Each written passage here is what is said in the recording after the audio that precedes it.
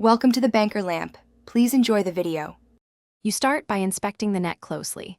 Look for pinholes and seam splits because small gaps let mosquitoes in. Once done, launder by hand with mild soap and air dry. This preserves the mesh and any insecticide finish.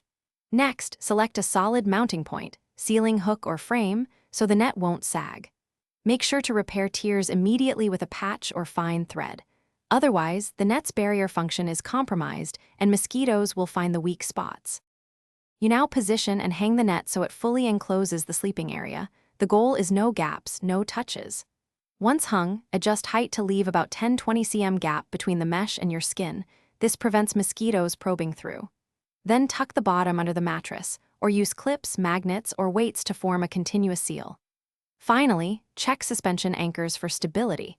If the net sags or brushes you, it reduces protection and invites bites.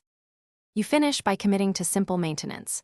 Wash monthly, repair nicks, and retreat with an approved insecticide per label when needed, because treatment extends protection.